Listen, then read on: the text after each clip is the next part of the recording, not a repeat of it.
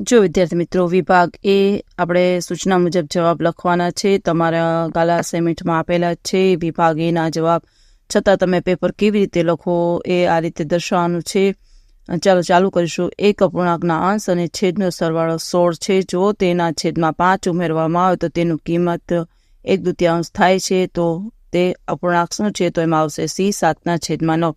દ્વિઘાત સમીકરણ 6x વર્ગ ઓછા 13x વત્તા k બરાબર 0ના બીજ પરસ્પર વ્યસ્ત હોય તો કે બરાબર એમાં પણ આવશે સી 6। જે સમાંતર શ્રેણી માટે ડી બરાબર 5 હોય તો તે સમાંતર શ્રેણી માટે a8 ઓછા a13 a18 ઓછા a13 બરાબર ખાલી જગ્યા તો એમાં આવશે 25 સી 25। પછી ચોથું છે 1 1 અને 3 3 બિંદુને જોડતા રેખાખંડનું મધ્ય બિંદુ ખાલી જગ્યા છે તો એમાં આવશે ડી 2 2। પાંચમું 1/10 + વર્ગ થીટા બરાબર ખાલી જગ્યા તો લખો એમાં બી કોસ વર્ગ થીટા। છઠ્ઠામાં આવશે બી ઓપ્શન। ચાલો વિદ્યાર્થી મિત્રો પછીનું છે ખાલી જગ્યા। 7મી ખાલી જગ્યામાંના જવાબમાં લખો 2।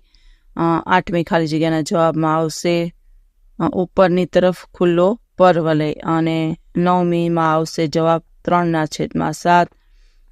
10મીમાં આવશે 90 અંશ। જો વિદ્યાર્થી મિત્રો જોઈ શકો છો જવાબ તમે 10મી ખાલી જગ્યાનો। 11મીમાં આવશે 10.6 સેન્ટીમીટર।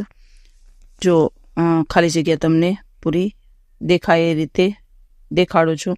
12મીમાં આવશે n+1/2। હવે છે પછીનું નીચેના વિધાનો ખરા છે કે ખોટા તે જણાવો। 13મું જુઓ 13માની સામે આવશે ખોટું। જો વિદ્યાર્થી મિત્રો લખી શકો છો 13માં સામે આવશે ખોટું। પછી છે 14મું તો 14માં સામે આવશે ખોટું। પછી છે 15મું તો એમાં આવશે સામે ખરું। પછી 16મું તો એમાં આવશે ખરું। જોઈ શકો છો વિદ્યાર્થી મિત્રો ખરા ખોટા તમને બધાય લખાવી દીધા છે। ફરીથી તમે જોતા જાઓ। ખોટું ખોટું ખરું અને ખરું ચારેયમાં એ રીતે। પછી છે નીચેના પ્રશ્નોના એક શબ્દ કે અંકમાં આપણે જવાબ લખવાના છે। 17મું તો એના સામે જવાબ લખો 10। 18મું એના સામે જવાબ લખો 5।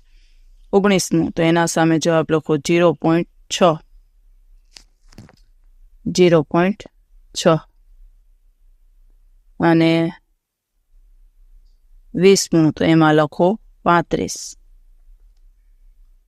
પછીનો પ્રશ્ન છે નીચે આપેલ યોગ્ય જોડકા જોડો। જો અવિભાગ આપેલા છે એના સામે આપણે સીધા જવાબ લખીશું, એટલે તમારે અ અને બ સામે ઉત્તર સીધા લખવાના છે।